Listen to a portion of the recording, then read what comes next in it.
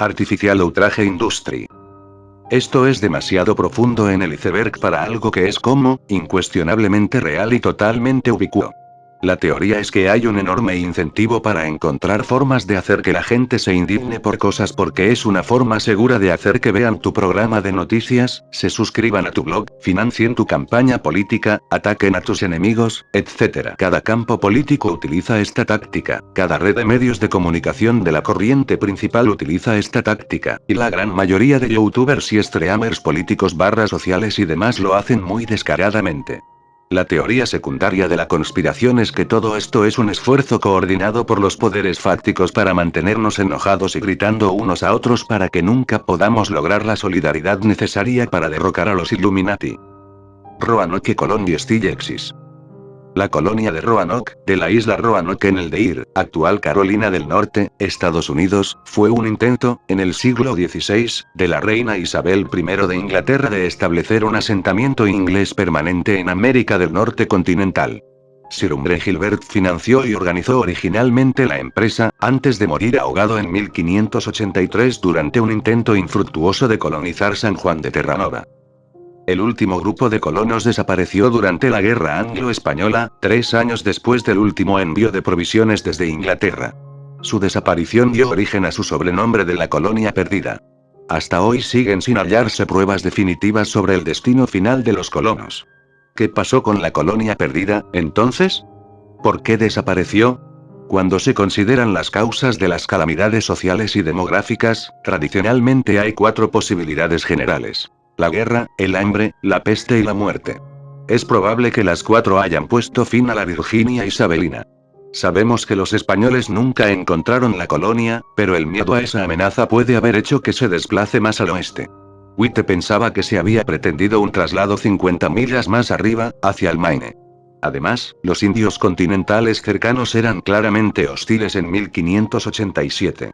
Poco después de la llegada de los civiles, se encontró el cuerpo de un inglés que había ido a buscar cangrejos, lleno de flechas y mutilado. Esta amenaza local fue otra razón para abandonar Roanoke. También sabemos que los soldados de Lane en 1586 se enfrentaron a una grave escasez de alimentos y que White en 1587 regresó a Inglaterra porque los suministros se habían arruinado.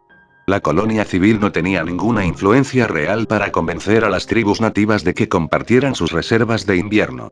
Más tarde, la hambruna provocaría la época de hambre en Jamestown, cuando los indios se negaron a vender alimentos. Carolina del Norte carecía de un sistema político nativo único y poderoso que pudiera haber apoyado a la colonia, por lo que es probable que ésta se dividiera en grupos más pequeños, con intenciones independientes de sobrevivir.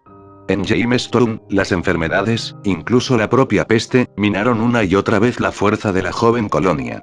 Las enfermedades infecciosas pueden haber tenido un impacto similar en Roanoke. O también, como dice esta teoría, sigue existiendo.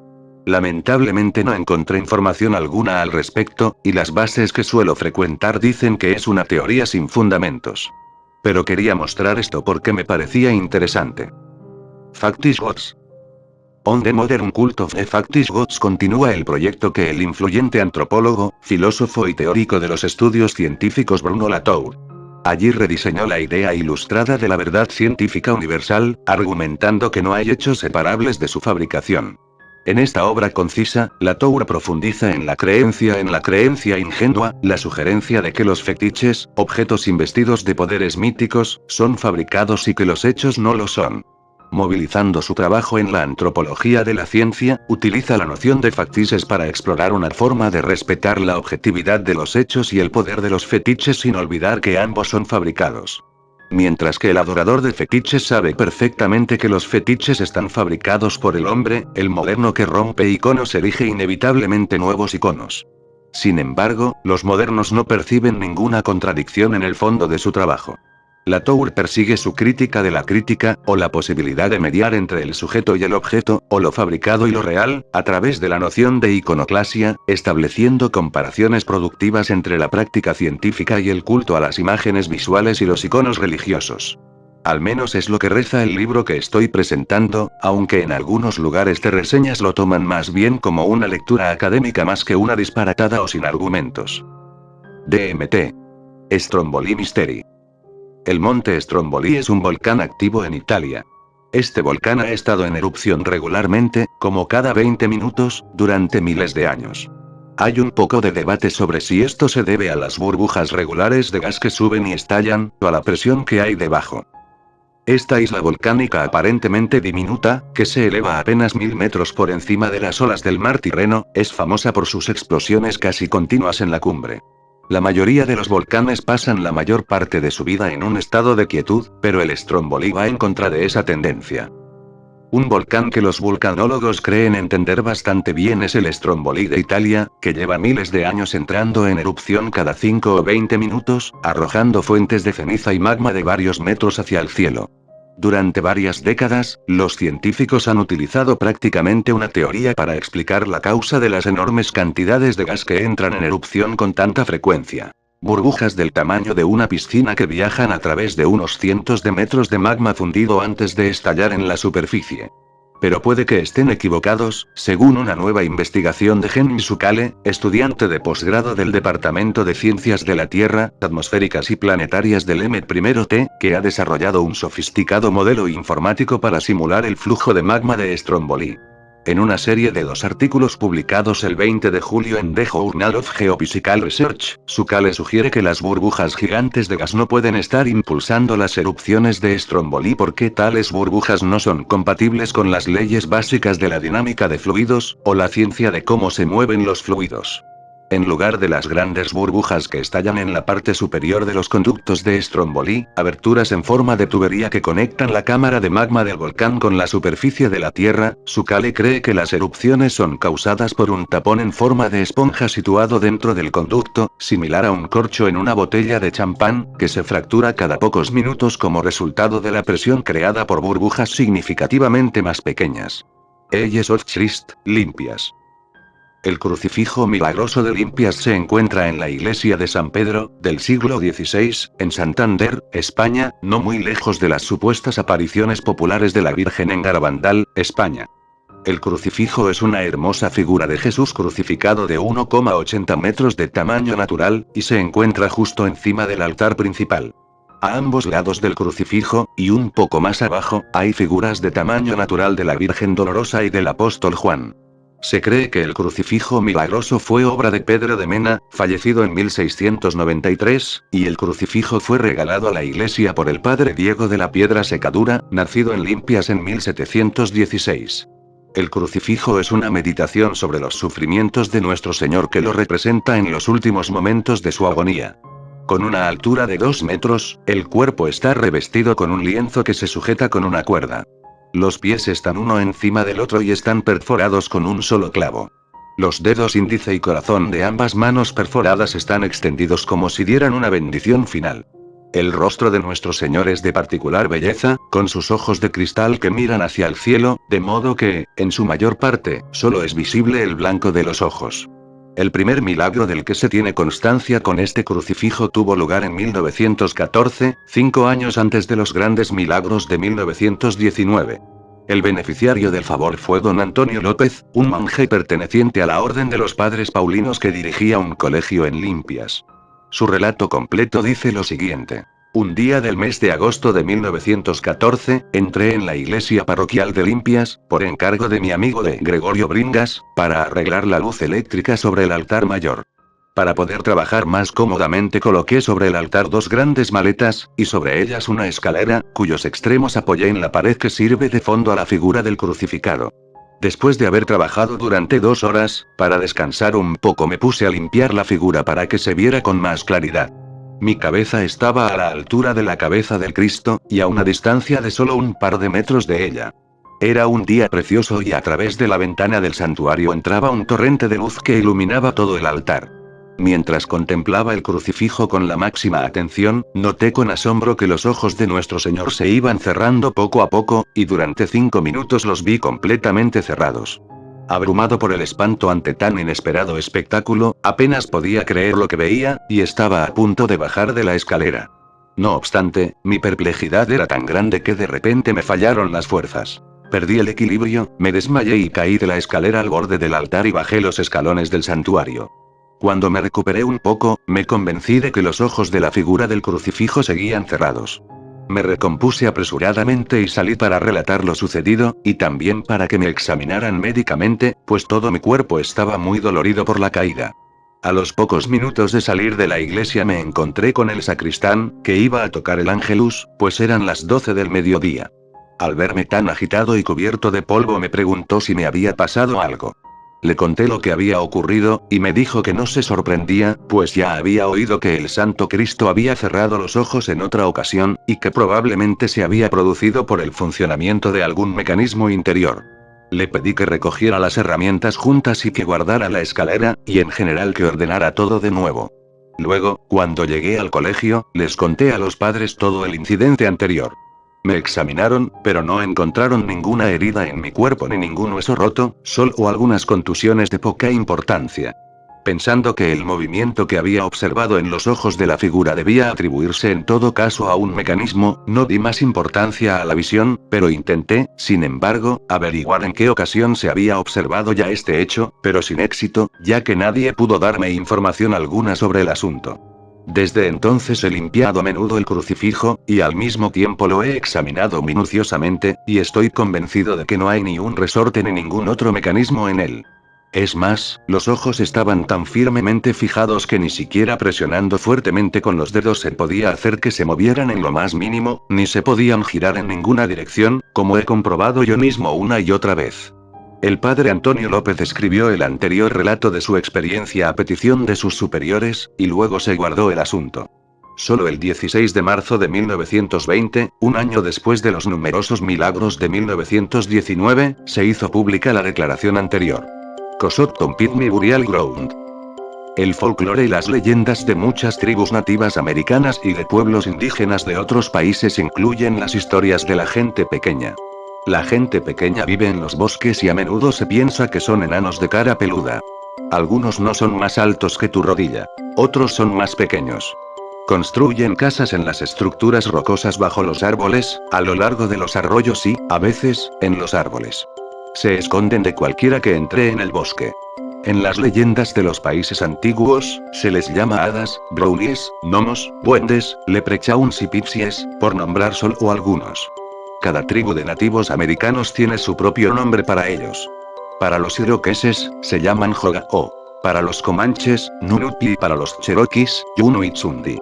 ¿Existe esta gente pequeña? Hay pocas pruebas de que existan. En la década de 1830 en Cosocton, Ohio, se desenterró un cementerio que contenía los esqueletos pertenecientes a una raza pigmea. Las tumbas del cementerio tenían apenas 1 metro de largo. La autora Mary Joyce escribió un libro titulado Cherokee Little People Were Real. En su libro afirma que tiene pruebas de su existencia. Su libro presenta parte de la información descubierta durante la construcción del campus de la Universidad de Carolina Occidental, cerca de Silva, Carolina del Norte, en la década de 1930. El interés de Joyce por los Cherokee Little People comenzó cuando entrevistó al difunto Walter Middleton. En esa entrevista, Middleton le contó que había encontrado pequeños túneles cortados en el suelo arcilloso cuando empezaron los cimientos de los edificios. Middleton describió los túneles como arqueados y de unos pocos metros de altura. Los trabajadores de la obra también encontraron pequeños huesos y un pequeño cráneo que tenía muelas del juicio, lo que indicaba que se trataba de una persona mayor. También se encontró en la propiedad del campus lo que se creía que eran 2 montículos indios. Sin embargo, los veteranos del lugar dijeron que eran montones de tierra de la excavación de los túneles. Algunas tribus creen que para mantener a la gente pequeña contenta, uno debe dejar un regalo para la gente pequeña antes de entrar en el bosque. Jerry Wolfe, anciano de la banda oriental de los Cherokees, nos dijo que era importante espolvorear tabaco en el suelo antes de entrar en el bosque como pago por entrar. La leyenda dice que a la gente pequeña le gusta la música y especialmente tocar el tambor, cantar y bailar. La leyenda Cherokee dice: a veces se oyen sus tambores en lugares solitarios de las montañas, pero no es seguro seguirlos, pues no les gusta que les molesten en casa. Lanzarán un hechizo sobre el forastero para que quede desconcertado y pierda el rumbo, y aunque finalmente regrese al asentamiento quedará como aturdido para siempre. La leyenda continúa diciendo que si encuentras algo en el bosque, como un cuchillo o una baratija, debes preguntar a la gente pequeña si puedes tenerlo. Si no lo pides, pueden tirarte piedras de camino a casa. En la cima de la montaña Torpe está el Parque Eagles Rest. Tiene muchas estructuras rocosas y pequeños lugares donde pueden vivir los Little People. Se pueden encontrar algunas puertas de sus casas, pero todavía no se ha visto a ninguna persona pequeña. Los niños que vienen a la montaña a recorrer los senderos con sus padres y abuelos disfrutan buscando a los místicos enanos. Este año, los tamborileros y flautistas de la montaña han venido a tocar con la esperanza de que la gente pequeña se una a ellos, pero hasta ahora no se ha visto a ninguno. Kanye Quest 3030. Kanye Quest 3030 es un videojuego de rol publicado el 22 de julio de 2013 para PC con Windows. El juego no tiene licencia ni autorización del artista musical Kanye West. Fue creado en RPG Maker por un usuario llamado Phoenix. El juego se describe a sí mismo como un juego de rol 2D de ciencia ficción con temática hip hop. En 2015, un artículo de Pastebin reveló que si el jugador escribía la palabra Ascend en una consola del juego, el jugador sería llevado a una sección secreta del juego. En esta sección secreta, el juego diría que el resto del contenido del juego era una fachada para esta área que, según él, es el verdadero juego. En un momento de esta etapa secreta, el jugador entraba en una sala con un código QR que había que capturar en la pantalla. Este código QR llevaría al jugador a un sitio muerto, que supuestamente era un registrador de IP, y posteriormente sacaría la IP del jugador y supuestamente la enviaría a una secta. Después de introducir los comandos necesarios en varios terminales, se pediría al jugador que diera al juego su información privada y se le indicaría que esperara a ser contactado. Algunos creen que esto está relacionado con un grupo llamado Ascensionismo, que entró en la leyenda urbana más o menos al mismo tiempo que se lanzaba el juego. El Ascensionismo es supuestamente una secta que cree en la reencarnación y esperaba reclutar más miembros con el juego Kanye Quest. También se rumorea que tienen conexiones con sellos discográficos como Ascensionism Records. Otro juego estaría relacionado con un grupo llamado Calypso en el que el jugador completa tareas alrededor de una casa mientras se reproducen de fondo mensajes de voz destinados al grupo. En general, se supone que estos mensajes de voz se tomaban directamente de la línea directa a la que se hacía referencia en el juego original. Sin embargo, no había mucha más información sobre los ascensionistas en Calypso. En general, se presume que todo esto forma parte de un juego de realidad alternativa abandonado, o ARG, aunque algunos aseguran que fue bastante real. Gianni Cabal Avena. Es un teólogo / monje italiano que solía estar en Radio María, canal de radio italiano que trata de la nueva evangelización y de atraer a más gente al cristianismo, y que recibió muchas críticas de la iglesia por decir que los desastres naturales, como un gran terremoto que ocurrió aquí hace años, son un castigo de Dios, y atacó al Papa por aceptar a los homosexuales, aunque Radio María se puso de su lado en este caso. En general, habla de que la Iglesia está demasiado centrada en el perdón y la bondad e ignora los temas de castigo y dureza que forman parte del mensaje original. El Papa Francisco concede demasiado a los protestantes, a los progresistas, a los marxistas y a la masonería. Esto es lo que dice el conocido teólogo dominicano Padre Giovanni Cavalcoli. Aquí un extracto que obtuve de una entrevista que le hicieron. Me parece justificado que tengan una gran facilidad para comunicarse entre sí, de modo que el Papa Benedicto pueda ofrecer al Papa Francisco una valiosa ayuda y consejo para gobernar la Iglesia, dada su experiencia en la dirección de la misma. Además, el Papa Benedicto puede ahora poner su gran experiencia teológica al servicio del Papa Francisco. Además, pueden comparar notas sobre cómo gobernar la Iglesia hoy. En este punto mi impresión es que Francisco escucha poco a Benedicto, quien, en mi opinión, había emprendido una línea de reforma más equilibrada que Francisco, más conforme con la verdadera interpretación del concilio, es decir, con la interpretación que ve las doctrinas del concilio en continuidad, aunque más avanzadas, respecto a las del magisterio anterior. En cambio, me parece que Francisco se entrega a una interpretación que concede demasiado a los progresistas, acercándose a los modernistas, a los ranerianos, lo que equivale a decir protestantes, marxistas y masonería, mientras se esfuerza por dialogar con los tradicionalistas y los lefebrianos, algo en lo que, en cambio, triunfó Benedicto. En cuanto a la salvaguarda de la sana doctrina, Benedicto fue ciertamente más celoso y diligente que Francisco, que estaba demasiado atrapado en su necesidad de contacto con las masas. También en lo que respecta a la relación con el mundo islámico y comunista, mientras que Benedicto se preocupó más por la claridad doctrinal, exhortando a los católicos a la paciencia y a aceptar la persecución, Francisco, para lograr una convivencia pacífica, parece negociar en exceso con los enemigos del cristianismo y de la Iglesia. Reverendo Dodge. Si alguien busca una figura de la vida real en la que basar un detective ocultista de ficción, permítanme sugerir al reverendo Richard Dodge. Poco se sabe del hombre real, pero su reputación como exorcista de espíritus malignos lo hizo legendario. Literalmente. Se ha convertido en parte del folclore de Cornualles. Tenía la reputación de ser muy hábil en el arte negro, y podía levantar fantasmas, o enviarlos al Mar Rojo, con un movimiento de cabeza. Bond dice que muchos de estos espíritus fueron vistos, en toda clase de formas, volando y corriendo ante Dodge, y él persiguiéndolos, con su látigo, de la manera más atrevida. Antes de presentar la inscripción de la lápida de este vaquero clérigo de Cornualles, que luchó contra los poderes de la oscuridad, Bond dice que Dodge era un hombre digno, y muy respetado.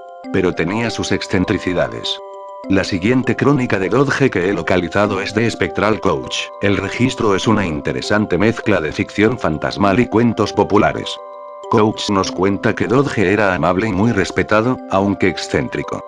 Vivió en una época en la que los fantasmas gozaban de más libertad, o tenían más asuntos con el mundo visible, que en la actualidad, y el párroco era requerido con frecuencia por sus feligreses para que extrajera del espíritu inquieto el temible secreto que le preocupaba. Pero, además de tratar con espíritus afligidos, el vicario podía manejar también los siniestros. El señor Dodge tenía fama de exorcista, dice Coach, y es su talento en este campo lo que constituye el núcleo del relato de Coach. Phantoms of the Living. Esta obra en 2 volúmenes, de la que son coautores Edmund Gurney, Frederick Myers y Frank Podmore, todos ellos miembros destacados de la Sociedad para la Investigación Psíquica, se publicó por primera vez en 1886. Documenta más de 700 estudios de casos de visión de fantasmas y pretende revolucionar el pensamiento sobre los fantasmas proponiendo una teoría que explica la visión de fantasmas a través de la idea de la telepatía. El volumen 1 incluye una introducción de Myers y una explicación de los métodos de análisis utilizados en el estudio. A continuación, se centra en el hipnotismo, la transferencia telepática de ideas, las imágenes mentales y las impresiones emocionales, los sueños y las alucinaciones, y contiene un impresionante ensayo sobre la historia de la brujería. Este estudio pionero es una fuente indispensable para la historia de la investigación psíquica. Proporciona una visión detallada de la fascinación victoriana por lo oculto y lo sobrenatural, y sigue siendo la colección más extensa de relatos de evidencia disponibles. Library of Babel. Publica cadenas de letras al azar, copypasta de todo Internet, escribe como si fuera tu diario. Cualquiera que sea la forma que elijas para abordar este experimento será la forma correcta. Para entender mejor el propósito de este subreddit puedes leer la Biblioteca de Babel de Borges. En esencia, se trata de un vano intento de recrear la biblioteca en su infinidad. Un lugar donde todo texto es posible. Se aceptan errores ortográficos. Es lo que dice un hilo de Reddit donde se alojan un sinfín de escritos que intentan, como es su propósito, recrear una biblioteca virtual inmensa, como en la famosa fábula. El universo, que otros llaman la biblioteca, está compuesto por un número indefinido, quizá infinito, de galerías hexagonales. En el centro de cada galería hay un pozo de ventilación, delimitado por una barandilla baja. Desde cualquier hexágono se pueden ver los pisos de arriba y de abajo, uno tras otro, sin fin. La disposición de las galerías es siempre la misma. 20 estanterías, 5 por cada lado, se alinean en 4 de los 6 lados del hexágono. La altura de las estanterías, del suelo al techo, apenas supera la de un bibliotecario normal. Uno de los lados libres del hexágono se abre a una especie de vestíbulo estrecho, que a su vez se abre a otra galería, idéntica a la primera, idéntica en realidad a todas. A la izquierda y a la derecha del vestíbulo hay 2 pequeños compartimentos. Uno es para dormir, en posición vertical. El otro, para satisfacer las necesidades físicas. A través de este espacio también pasa una escalera de caracol, que serpentea hacia arriba y hacia abajo en la más remota distancia. En el vestíbulo hay un espejo que duplica fielmente las apariencias. Los hombres suelen deducir de este espejo que la biblioteca no es infinita. Si lo fuera, ¿qué necesidad habría de esa réplica ilusoria? Prefiero soñar que las superficies bruñidas son una figuración y una promesa del infinito, la luz la proporcionan ciertos frutos esféricos que llevan el nombre de bombillas. Hay 2 de estas bombillas en cada hexágono, colocadas transversalmente. La luz que dan es insuficiente e incesante. Como todos los hombres de la biblioteca, en mis días de juventud he viajado. He viajado en busca de un libro, tal vez el catálogo de los catálogos. Ahora que mis ojos apenas pueden distinguir lo que yo mismo he escrito, me dispongo a morir, a pocas leguas del hexágono donde nací. Cuando esté muerto, manos compasivas me arrojarán por encima de la barandilla. Mi tumba será el aire insondable, mi cuerpo se hundirá por los siglos de los siglos, y se descompondrá y disolverá en el viento engendrado por mi caída, que será infinita. Declaro que la biblioteca es infinita. Los idealistas sostienen que las habitaciones hexagonales son la forma necesaria del espacio absoluto, o al menos de nuestra percepción del espacio. Sostienen que una cámara triangular o pentagonal es inconcebible. Los místicos afirman que sus éxtasis les revelan una cámara circular que contiene un enorme libro circular con un lomo continuo que rodea completamente las paredes. Pero su testimonio es sospechoso, sus palabras oscuras. Ese libro cíclico es Dios. Baste por el momento que repita la sentencia clásica. La biblioteca es una esfera cuyo centro exacto es un hexágono cualquiera y cuya circunferencia es inalcanzable. Cada pared de cada hexágono está amueblada con 5 estantes. Cada estante contiene 32 libros idénticos en formato. Cada libro contiene 410 páginas. Cada página, 40 líneas. Cada línea, aproximadamente 80 letras negras. También hay letras en la portada de cada libro. Esas letras no indican ni prefiguran lo que dirán las páginas del interior. Soy consciente de que esa falta de correspondencia en su día pareció misteriosa a los hombres. Antes de resumir la solución del misterio, cuyo descubrimiento, a pesar de sus trágicas consecuencias, es quizá el acontecimiento más importante de toda la historia. Zug Island. La isla de Zug es una isla fuertemente industrializada dentro de la ciudad de River Rouge, en los límites del sur de Detroit, en el estado estadounidense de Michigan. Está situada donde la desembocadura del río Rouge desemboca en el río Detroit. La isla de Zug no es una isla natural en el río. Se formó cuando se excavó un canal de navegación a lo largo del lado suroeste de la isla, lo que permitió a los barcos eludir varios cientos de metros de vías navegables retorcidas cerca de la desembocadura del curso natural de las partes más bajas del río Rouge. A pesar de que el paisaje industrial de la isla está muy desarrollado, las zonas de la costa sur y oeste se dejan sin desarrollar para que sirvan de hábitat a la fauna. Los zorros y los halcones peregrinos, antes en peligro de extinción, que frecuentan las grandes estructuras exteriores, como las grúas de pórtico de los muelles de mineral, prosperan en la isla y en el mar. En el fondo del río Detroit hay un lecho artificial de cenizas de carbón que sirve de raro lugar de desove para el esturión del lago, una especie amenazada. Menos deseables son las considerables y a veces molestas poblaciones de gaviotas, gatos callejeros y ratas. Uno de los problemas más acuciantes de los barrios que rodean Zug Island es la mala calidad del aire. Según un artículo publicado en la edición del 20 de enero de 2010 del Detroit Free Press, los barrios de la zona componen 6 de los 10 códigos postales más contaminados de Michigan.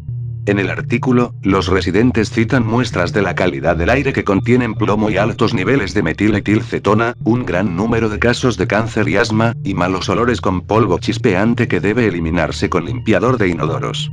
Entrevistados por separado, los residentes de la zona dicen que los malos olores son lo suficientemente fuertes como para provocar arcadas.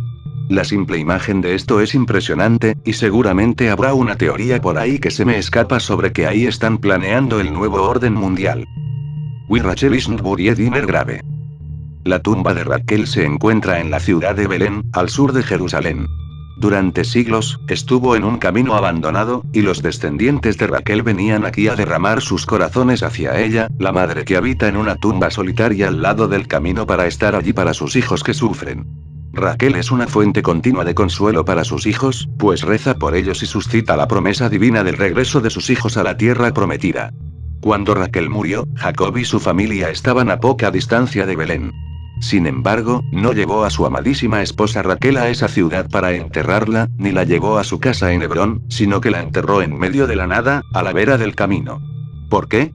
Fue la voluntad de Dios. En el futuro, tras la destrucción del primer templo en el año 423 AC, los judíos serían expulsados de sus hogares y obligados a exiliarse en Babilonia. En su desanimada marcha, pasarían por este mismo camino y clamarían a Raquel. Se animarían con su presencia, y ella suplicaría a Dios en su nombre. Renunció a su lugar junto a su marido por segunda vez cuando, en lugar de un lugar de enterramiento en la parcela familiar de Hebrón, aceptó una sepultura solitaria, al lado de un camino desierto. Lo hizo para estar allí para sus hijos, que vivirían decenas de siglos después. Raquel es la madre judía por excelencia, que se sacrifica por nuestro bienestar y seguridad. Este sentimiento de amor ilimitado y preocupación maternal es lo que atrae a la gente a su tumba hasta el día de hoy. Además, la propia Raquel no tuvo hijos durante muchos años antes de que se le concedieran. Las mujeres que sufren de infertilidad, en particular, viajan a su tumba para rezar. Ibn Black Barriers. Un presupuesto negro o crédito encubierto es un presupuesto gubernamental que se destina a operaciones clasificadas o secretas de una nación. El presupuesto negro es una cuenta de gastos y de gastos relacionados con la investigación militar y las operaciones encubiertas. El presupuesto negro se clasifica principalmente por razones de seguridad. El presupuesto negro puede ser complicado de calcular, pero en Estados Unidos se ha estimado en más de 50.000 millones de dólares al año, ocupando casi el 10% de los 700.000 millones de dólares del presupuesto de defensa estadounidense. Los IGM se traducen como misil balístico intercontinental, que, si eres atento, podrás entender el significado de tener un presupuesto en negro creando estas poderosas armas. Yokai Museums. El Museo de Arte Yokai se encuentra a solo 15 minutos a pie del puerto de Tonoso, la puerta de entrada a Shodoshima. Se trata de uno de los mayores museos de Japón dedicados a los yokai actuales. Los yokai son monstruos y fantasmas que nacieron de la imaginación de los japoneses a lo largo de los siglos. En el pasado, los japoneses solían pensar que los fenómenos naturales inexplicables eran obra de los yokai. Esta forma de pensar dio lugar a una serie de supersticiones. Sin embargo, los yokai no son reliquias del pasado. Dejarse influenciar por el número de me gusta que se obtiene en las cuentas de las redes sociales, o dejarse tentar y engañar por palabras dulces es una prueba de que los yokai siguen existiendo hoy en día en los oscuros recovecos del corazón humano. El Museo de Arte Yokai expone más de 800 yokai, nacidos de la imaginación contemporánea y convertidos en figuras tridimensionales. Muchos de estos yokai parecen que podrían existir dentro o cerca de ti. Sphinx igual Ramealed. Se ha encontrado en Egipto una esfinge con cabeza de carnero tallada en piedra arenisca hace más de 1000 años.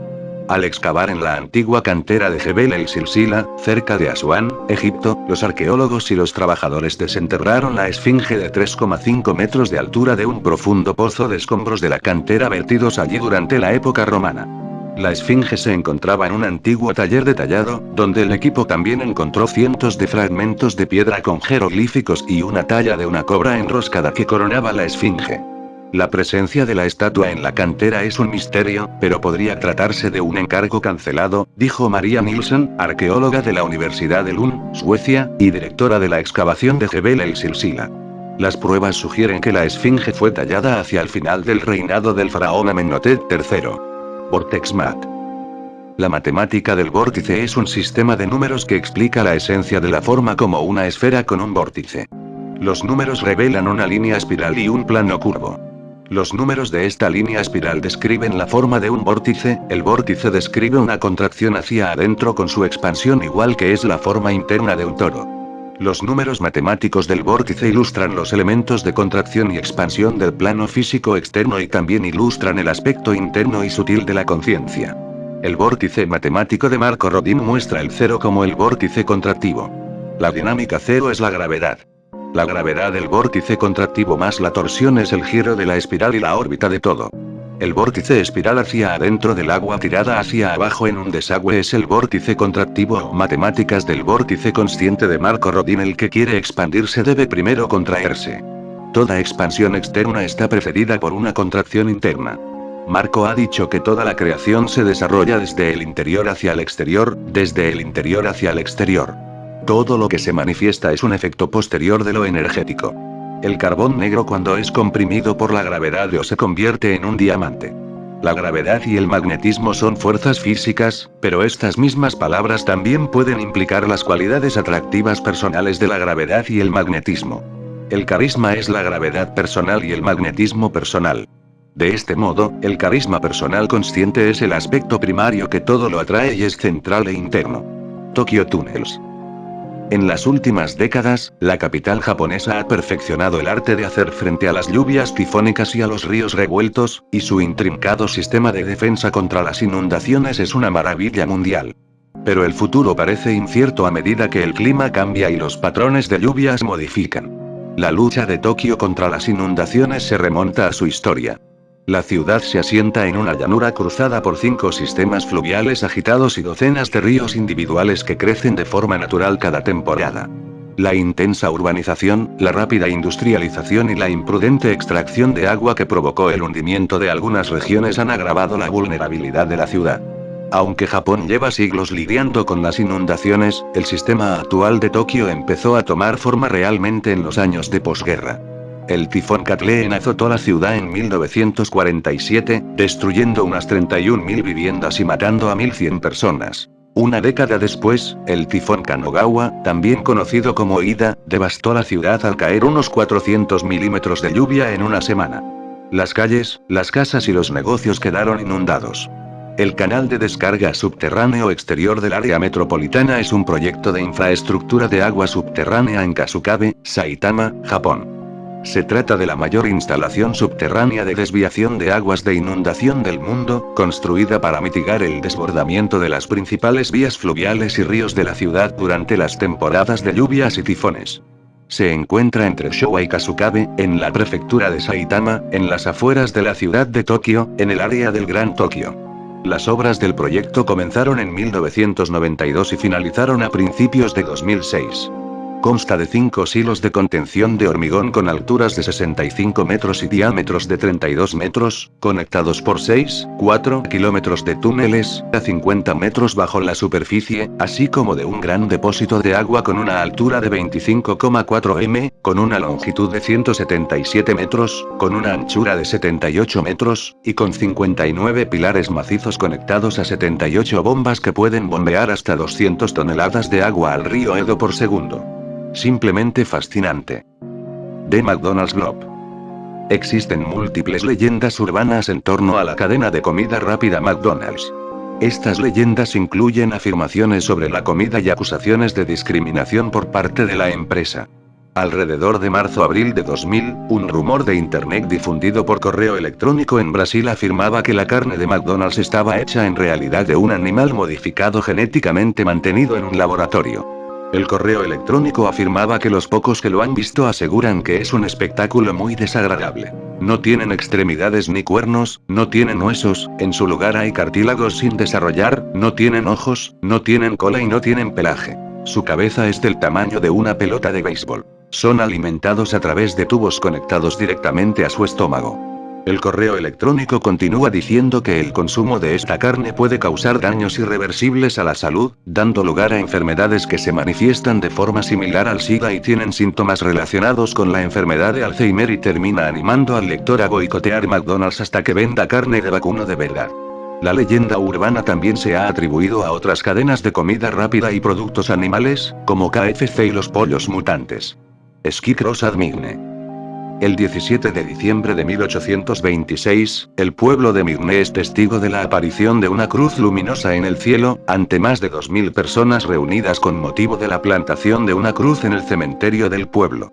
Situada a unos 50 metros del suelo, en dirección al oeste, con una longitud de unos 40 metros, era visible de 17 a 17.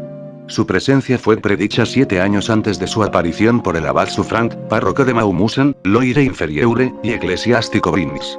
No hay más información al respecto, y estoy convencido de que se trata únicamente de una pintura, que se vende a 75 euros. The Knights Templar Catacombs. La historia de los caballeros templarios comenzó en 1099, cuando los ejércitos católicos de Europa arrebataron Jerusalén al control musulmán durante la Primera Cruzada. Los peregrinos europeos inundaron Tierra Santa, pero muchos fueron robados y asesinados al pasar por zonas controladas por los musulmanes durante su viaje. Para combatir estos ataques, el caballero francés Hugues de Payens creó una orden militar formada por otros 8 soldados llamada los Pobres Caballeros de Cristo del Templo de Salomón, más tarde conocidos simplemente como los Caballeros Templarios, alrededor del año 1118. La orden de élite de los caballeros estableció su cuartel general en el sagrado monte del Templo de Jerusalén, prometiendo proteger a todos los peregrinos cristianos de la ciudad. Los caballeros empezaron a amasar una gran fortuna, ya que los peregrinos agradecidos les colmaban de riquezas a cambio de su protección. El poder de los caballeros templarios creció exponencialmente en 1139 y se extendió mucho más allá de Jerusalén, cuando el Papa Inocencio II emitió una bula papal que otorgaba a la orden protecciones extraordinarias, incluyendo la exención de pagar impuestos o diezmos en cualquier parte del mundo y la retención de todos los regalos que recibían de los peregrinos agradecidos que viajaban por Tierra Santa. Los expertos creen que los grabados en las paredes de tiza de la antigua cueva de Royston, en el Forshire, representan a una banda de monjes cristianos combatientes, que defendían a los peregrinos a Tierra Santa en los siglos XII y XIII. Se han encontrado tallas medievales en el interior de una cueva de los caballeros templarios de 800 años de antigüedad bajo un bullicioso centro de la ciudad Freetown State Park. La historia de uno de los lugares más misteriosos de Massachusetts está llena de asesinatos, miedo y la posibilidad de lo paranormal. Detrás de sus hermosos y sombreados senderos y soleados claros, el bosque estatal de Freetown Fall River esconde en realidad una reputación increíblemente oscura. Durante mucho tiempo ha sido un punto de encuentro de terroríficos sucesos de la vida real y muchos rumores de sucesos sobrenaturales. Este bosque, que forma parte del legendario Triángulo de Bridgewater, parece ser un imán para lo extraño y lo terrorífico. Se le conoce como el bosque maldito de Massachusetts, y después de conocer la historia de la zona, es fácil ver por qué. Su reputación se basa en algo más que rumores y especulaciones. El bosque de Freetown es el escenario de numerosas tragedias y crímenes documentados. En noviembre de 1978, se encontró el cadáver de Mary Lou Arruda atado a un árbol del bosque. Era una joven de 15 años de la localidad que había sido secuestrada recientemente en la cercana ciudad de Raynham unos 2 meses antes. James M. Carter fue juzgado 4 veces por el secuestro y asesinato de Arruda, y finalmente fue condenado. Sin embargo, esa no es ni siquiera la historia más espeluznante de este bosque.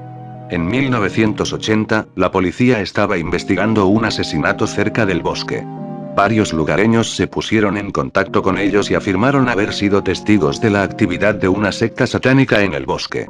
Algunos creían que estos informes estaban relacionados con los llamados asesinatos del culto de Fall River, ocurridos durante el mismo periodo.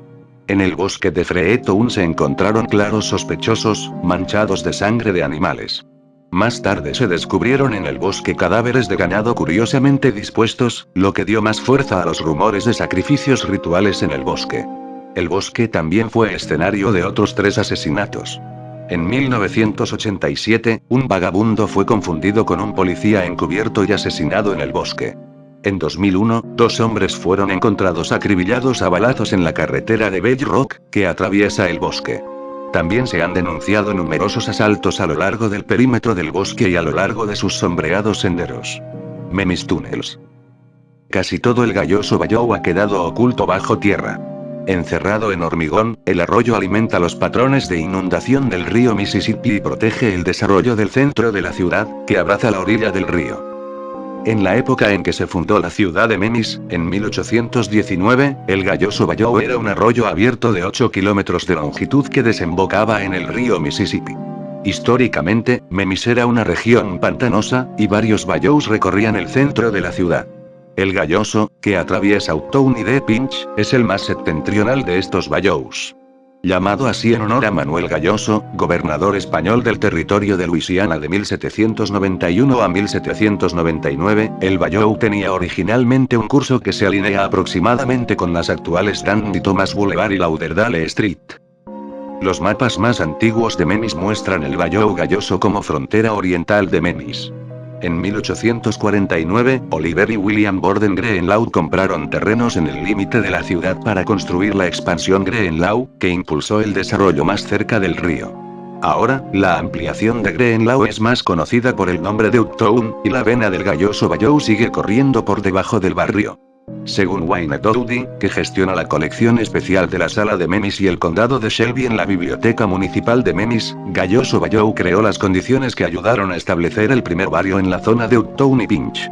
Los trabajadores del río aparcaban sus lanchas cerca de la confluencia del Bayou con el río Wolf para evitar la rápida corriente del Mississippi, mientras que otros construían casas flotantes y vivían allí de forma más o menos permanente. Dowdy continuó diciendo que los ricos de Memians de la zona miraban con desprecio a sus vecinos menos afortunados, llamando a esta zona Catfish Bay. Fue en esta época cuando los residentes más pobres de la zona construyeron barracas en la orilla donde el galloso Bayou se unía con el río Mississippi. Esto se conoció como el Pinch. En ocasiones, el arroyo se desbordaba y su traslado al subsuelo era una solución para evitar los daños causados por el agua. Este esfuerzo tuvo un éxito desigual. Aunque el riesgo de inundación se redujo en general, una gran inundación en 1937 desbordó la infraestructura de drenaje de Uptown y dañó el desarrollo del barrio. En la actualidad, el galloso Bayou está conectado con el resto del amplio sistema de drenaje de la ciudad y es fundamental para permitir que las aguas pluviales, que de otro modo causarían inundaciones, fluyan con seguridad hacia el río Mississippi. Durante las lluvias intensas, el agua puede alcanzar hasta 2 metros de profundidad dentro de las alcantarillas. El acceso al galloso Bayou es difícil, y aún más difícil de atravesar. Sin luz solar, y debido al traicionero terreno, uno podría fácilmente encontrarse herido o perdido en este laberinto subterráneo. Debido al riesgo, la ciudad de Memphis desaconseja la exploración urbana en los desagües pluviales. Moon Split Into, 1178. El dramático pasaje en cuestión aparece en las crónicas medievales de Gervasio de Canterbury. Alrededor de una hora después de la puesta de sol del 18 de junio de 1178, un grupo de 5 testigos presenciales observó cómo el cuerno superior de la brillante luna creciente se dividió repentinamente en dos.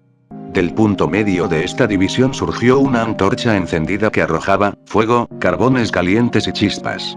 El cuerpo de la luna, que estaba abajo, se retorcía, palpitaba como una serpiente herida. El fenómeno se repitió otra docena de veces o más, informaron los testigos. Un geólogo sugirió en 1976 que este relato es coherente con la ubicación y la edad del cráter lunar Giordano Bruno, de 22 kilómetros, el cráter más joven de su tamaño o más grande en la Luna. Según el tamaño del cráter, debió de ser un asteroide de entre 1 y 3 kilómetros de ancho, entre media y 2 millas de ancho, el que lanzó a Giordano Bruno contra el extremo noreste de la Luna. Un impacto de este tipo en la Tierra supondría una amenaza para la civilización, por lo que es importante saber si un acontecimiento así ocurrió en la Luna hace menos de un milenio, señaló Withers. El impacto habría lanzado 10 millones de toneladas de eyecciones a la atmósfera terrestre en la semana siguiente, según han demostrado estudios anteriores. En el artículo de Meteoritics, Withers informa de sus cálculos sobre las propiedades de la posterior tormenta de meteoritos. Área 51 Waste Burnings. La semana pasada, el gobierno estadounidense desclasificó un informe sobre una instalación secreta en Nevada. Estas desclasificaciones no son nada nuevo, pero de las 400 páginas del informe, 2 palabras saltaron inmediatamente. Área 51. El gobierno había reconocido por fin el nombre de una controvertida base en el desierto al norte de Las Vegas donde se realizaban investigaciones de alto secreto. La publicación del documento no contribuirá a aplacar la avalancha de teorías conspirativas sobre naves extraterrestres recuperadas y encubrimientos gubernamentales. Pero el verdadero encubrimiento no tiene nada que ver con los ovnis. El Área 51 era más que un sitio de seguridad nacional. También era una supuesta escena del crimen, y al menos 2 hombres buenos pueden haber muerto por lo que ocurrió allí. No fueron heridos por los extraterrestres, sino por su propio gobierno, que se negó a desclasificar la información que necesitaban para entender lo que les había ocurrido. El Área 51, como deja claro el material recientemente desclasificado, fue un lugar de pruebas para la tecnología de la Guerra Fría, incluido el avión espía U-2. Pero también fue, según personas que trabajaron allí, un sitio de residuos peligrosos, en el que se eliminaron equipos y materiales clasificados de manera ilegal y extremadamente peligrosa. Greytown Noise. En Nature, el 12 de mayo de 1870, el capitán Charles Deney del Shannon señaló un fenómeno muy curioso observado por los ocupantes de buques de hierro frente al puerto de Greytown, Nicaragua. Mientras estamos anclados en esta situación, oímos, comenzando con una maravillosa puntualidad alrededor de la medianoche, un peculiar sonido metálico vibratorio, de suficiente intensidad para despertar a la gran mayoría de la tripulación del barco, por muy cansados que estén después de un duro día de trabajo. El sonido, dijo Deney, convertía al barco en una gran caja de resonancia musical. Es musical, metálico, con una cierta cadencia, y una tendencia de compás de 1-2-3. Se oye muy claramente por encima de las escotillas abiertas, por encima de la sala de máquinas, a través de los cañones de carbón, y cerca del exterior del barco. No puede fijarse en ningún lugar, siempre parece alejarse del observador. Al aplicar el oído al lado de un búnker abierto, uno imagina que procede del mismo fondo de la bodega. Continuó durante unas 2 horas, solo se oyó a bordo de los buques de hierro y fue desconocido por los habitantes de la costa. La carta de Deney suscitó respuestas de lectores que se refirieron a sonidos similares en Trinidad, India y Chile. Postulaban que se trataba de un pez musical o de un gas que surgía de la vegetación del fondo marino, pero no ofrecían ninguna explicación concluyente. Curiosamente, William Corliss señala que las descripciones de los sonidos parecen coincidir con los susurros del lago Yellowstone. Everglades Pyramid. Este mural, instalado en 2008, muestra cómo se construyeron los montículos del Epworth Globe alrededor del año 200 DC. Estaba hojeando algunos documentos mohosos, cartas manuscritas y fotografías desmenuzadas en un archivador verde de aspecto vintage. Había cogido una carpeta marronada y bien apañada con la etiqueta Arqueología de Florida cuando 2 cartas y algunos diagramas detallados cayeron sobre mi regazo. Hojeé rápidamente los documentos, echando un vistazo a un par de mapas de aspecto extraño. Entonces saltó a la vista una frase muy repetida en las cartas. Pirámides en los Everglades, las cartas están mecanografiadas en papel envejecido y dirigidas a Valentine. La primera fue enviada en abril de 1970 y la segunda en junio de 1971. En ambas se hace una afirmación escandalosa en un lenguaje muy calmado, a saber, que hay pirámides no descubiertas en los Everglades y otras partes de Florida de una civilización desconocida. Hace poco hablé con un hombre que vive en un rancho cerca de Immokalee y que afirma haber estado en la gran pirámide del pantano del Gran Ciprés, escribe L. Frank Hudson en la primera carta amarillenta. Dice que hay una escalera así que baja de la habitación a un pasaje subterráneo que está lleno de serpientes. La siguiente carta, de 1971 en papel verdoso con un tipo de letra estilizado, era aún más concreta, afirmando: visitamos una pequeña pirámide de piedra, hecha de piedra de cara lisa. Llega hasta el fondo de la tierra hasta donde llega una varilla de sondeo. Lo que me hace pensar que puede ser hasta el lecho de roca que tiene 65 pies de profundidad. Cerca hay una pared de 1 milla de largo. Hudson, en otras palabras, había visto estas pirámides. Y hay más, escribió, porque el mismo hombre me habló de visitar o más bien de ver una pirámide de piedra similar en medio de un manglar justo al lado del río Los Mans en la isla 10.000, también me han hablado de una pirámide de piedra con una habitación dentro situada en medio de un pasto de vacas justo al lado del río Peace en un rancho de Florida con otra pared cercana. Empiezo a pensar que la civilización perdida aquí en Florida puede haber sido mucho más extensa de lo que imaginé en un principio. Hudson nunca identifica su fuente, aunque menciona que el hombre también puede mostrarnos numerosos complejos de los Everglades. YouTube Monkey Torture. YouTube ha irritado a muchos creadores que piensan que la plataforma es demasiado dura con la censura. Pero no se ha molestado en censurar a una comunidad de torturadores de monos que lleva activa al menos 3 años. El nombre del canal es Kill Monkeys. No tiene ningún vídeo subido, pero crea listas de reproducción de otros vídeos con monos heridos, maltratados o moribundos. En muchos de los vídeos, los suscriptores del canal han dejado comentarios que animan a la violencia contra los monos. Muchos de los vídeos están en canales de usuarios que no hablan inglés. Así que es posible que no se den cuenta de lo que dicen los comentarios en inglés del grupo de crueldad con los monos. Folkloresque. Folkloresque introduce un nuevo concepto para explorar la relación dinámica entre el folclore y la cultura popular. Folkloresque describe el fenómeno en el que el folclore se refiere vagamente por su poder de conexión más allá de un producto, tropos en el dominio de la cultura popular que despliegan temas folclóricos pero fuera del folclore académico. La ficción fantástica, los cómics, el anime, los videojuegos, la literatura, la narrativa y la comedia profesionales, e incluso la divulgación científica, incorporan habitualmente elementos de la tradición o se basan en géneros folclóricos básicos para su estructura. A través de 3 modos principales, integración, representación y parodia, la colección ofrece un conjunto de herramientas heurísticas para el análisis de cómo el folclore se utiliza cada vez más en estos contextos comerciales y de mercado de masas. The Folkloresque desafía los límites disciplinarios y de género. Sugiere nuevos enfoques productivos para interpretar el folclore, la cultura popular, la literatura, el cine y los medios de comunicación contemporáneos. Y fomenta un replanteamiento de las obras tradicionales y los viejos paradigmas interpretativos. Mr.112 Dirtbag. Maura Murray desapareció la tarde del 9 de febrero de 2004, tras estrellar su coche en la ruta 112 en Haverhill, New Hampshire. Estudiante de enfermería en la Universidad de Massachusetts Amherst, Murray abandonó el campus a primera hora de la tarde después de recoger su coche y enviar un correo electrónico a sus profesores y a su supervisor de trabajo diciendo que se tomaba una semana libre debido a una emergencia familiar. No existía ninguna emergencia familiar.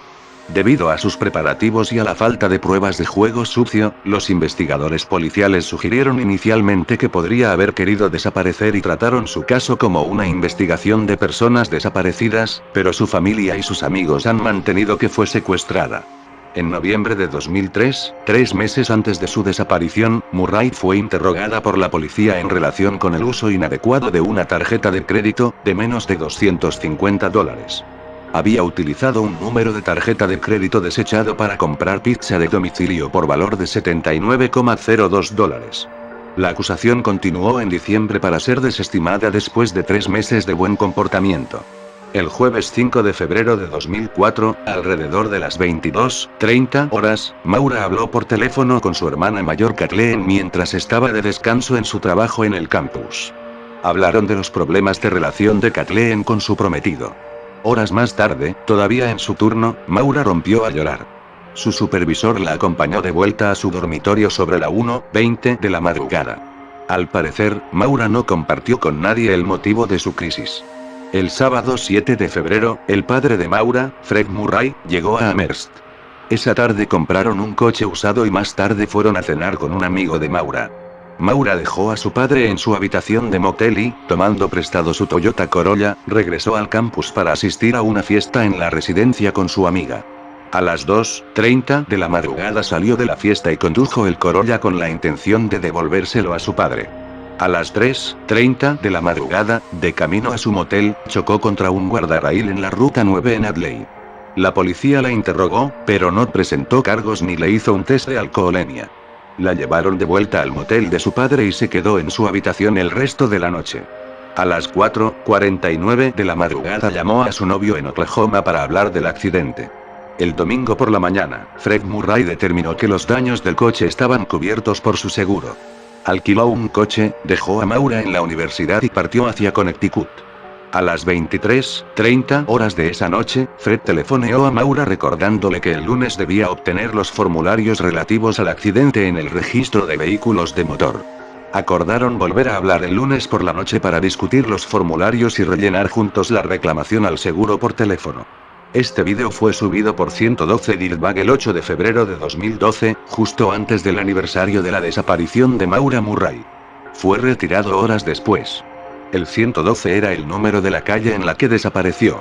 Además, el padre de Maura dijo en una entrevista que podría haber sido secuestrada por unos mierdas. Se desconoce qué propósito tiene este vídeo para el caso. Decida usted mismo. James A. Garfield's Final Letter. Como el asesinato era algo extraño, y el líder de una república libre alguien que debería poder caminar libremente entre sus conciudadanos, el presidente Garfield no tenía guardaespaldas. El asesinato no puede protegerse más que la muerte por un rayo, pensó, y lo dice aquí, y no es mejor preocuparse por ninguno de los dos. No se preocupó, entonces, cuando recibió, a través del secretario Sherman, una carta de un señor Hudson, en Detroit, expresando el temor de que Garfield estaba en serio peligro, y dando detalles. La carta del señor Hudson de Detroit llegó debidamente a mano. No creo que haya ningún peligro serio en la dirección a la que se refiere. Aunque estoy recibiendo, lo que supongo es el número habitual de cartas amenazantes sobre ese tema. El asesinato no puede protegerse más que la muerte por un rayo y no es mejor preocuparse por ninguno de los dos. Garfield tampoco estaba preocupado, mientras caminaba por el depósito de ferrocarriles de Baltimore y Potomac en la mañana del 2 de julio de 1881, dirigiéndose al andén del tren, para salir en sus vacaciones de verano. Sin embargo, se sorprendió cuando, a 1 metro de distancia, el asesino Charles Guiteau disparó. Chim es la conciencia de que son personajes de ficción, actores en el sueño de la divinidad. Lograr el chim significa darse cuenta de que no existes como individuo, pero consigues mantener tu individualidad. Piensa en ello como uno, existo, más menos uno, no soy real. Normalmente, obtendrías 0, y suma 0, dejas de existir por completo. Chim es cuando sumas 1 más menos 1 y obtienes algo distinto a 0. La diferencia entre suma 0 y chim es compleja, pero una versión simple sería: suma 0, todo esto es un sueño, yo no existo. Chim, todo esto es un sueño, puedo controlarlo. Concede poderes que van más allá de los Aedra o los Daedra, ya que todos ellos forman parte de la divinidad. Chim podría permitirte hacer que un señor Daedra deje de existir y eliminar cualquier conocimiento de ellos de la existencia, convertirlos en mendigos, o desnudarlos y colocarlos en una jaula llena de pinchos. Piensa en el juego de construcción, o en los comandos de la consola. Alguien con Chim tiene todos esos poderes. Lograr el Chim le da a una persona un poder ilimitado sobre su realidad. Lo malo es que, al darse cuenta de que todo es un sueño, pierden gran parte de su ambición, porque se dan cuenta de la inutilidad de, por ejemplo, el dominio total de todo lo que les rodea. The Anti-Masonic Party. El partido antimasónico fue un partido político de corta duración y carácter popular surgido en los Estados Unidos a finales de la década de 1820, aglutinado en torno a la oposición a la francmasonería. El movimiento fue fundado en 1828 a raíz de la desaparición 2 años antes y presunto homicidio de un masón neoyorquino, William Morgan, quien tras entrar en conflicto con su logia había anunciado su intención de publicar un libro en el que revelaría los secretos de la masonería. Pronto se extendió por todo el noreste de los E.U. Una corriente de oposición a la masonería a la que se acusaba de conspiración contra los principios republicanos y de elitismo, por pertenecer a ella numerosos banqueros, empresarios y jueces. El partido se mostró también desde el primer momento opuesto al presidente Andrew Jackson, prominente masón. En 1828 el partido antimasónico demostró su fuerza en las elecciones a la Cámara de Representantes y se convirtió en el primer partido de la oposición en Nueva York. Inmediatamente amplió su base, asumiendo postulados proteccionistas. En 1831 William A. Palmer fue elegido gobernador de Vermont en una candidatura antimasónica. Fue el primer partido estadounidense en llevar a cabo una convención nacional para elegir a su candidato a las elecciones presidenciales de 1832, para las que fue nominado William Weir, un antiguo masón. En 1835 Joseph Rigner fue elegido gobernador de Pensilvania, pero en Nueva York el partido había casi desaparecido y sus miembros se habían unido a los nacional republicanos. En 1838 el partido desapareció tras la celebración de la Tercera Convención Nacional, en la que fue designado por unanimidad William Henry Harrison como candidato a la presidencia de Estados Unidos. Como Harrison, a su vez, fue nominado por el partido Whig, al que acabaron por integrarse buena parte de los miembros del partido antimasónico, este no eligió candidato alternativo y se disolvió. Organic Robotoids. Un humanoide robótico, también conocido simplemente como humanoide robótico o robotoide, es una forma de vida artificial creada a través de procesos totalmente diferentes a la clonación o a los sintéticos. En resumen, es el equivalente cibernético de un humanoide. Abajo en la descripción les dejaré un interesante artículo de periódico que encontré, que me pareció lo suficientemente importante para colocarlo aquí. Singularity al Reality Happen. La hipótesis de la simulación es una propuesta sobre la naturaleza de la existencia que postula que toda la existencia es una simulación artificial, como una simulación informática. Algunas versiones se basan en el desarrollo de una realidad simulada, una tecnología propuesta que sería capaz de convencer a sus habitantes de que la simulación es real. La hipótesis de la simulación se parece mucho a otras hipótesis escépticas de toda la historia de la filosofía. La hipótesis fue popularizada en su forma actual por Nick Bostrom. Se cree que la sugerencia de que dicha hipótesis es compatible con todas las experiencias perceptivas humanas tiene importantes consecuencias epistemológicas en forma de escepticismo filosófico. Las versiones de la hipótesis también han aparecido en la ciencia ficción, siendo un recurso argumental central en muchas historias y películas. La hipótesis popularizada por Bostrom es muy discutida, con, por ejemplo, la física teórica Sabine Osenfelder, que la calificó de pseudociencia, y el cosmólogo George Ellis, que afirmó que la hipótesis es totalmente impracticable desde un punto de vista técnico y que los protagonistas parecen haber confundido la ciencia ficción con la ciencia. La discusión nocturna en un pub no es una teoría viable. Una propuesta mayor que se basa en esta idea es que la Tierra podría ser el final de una larga pila de simulaciones.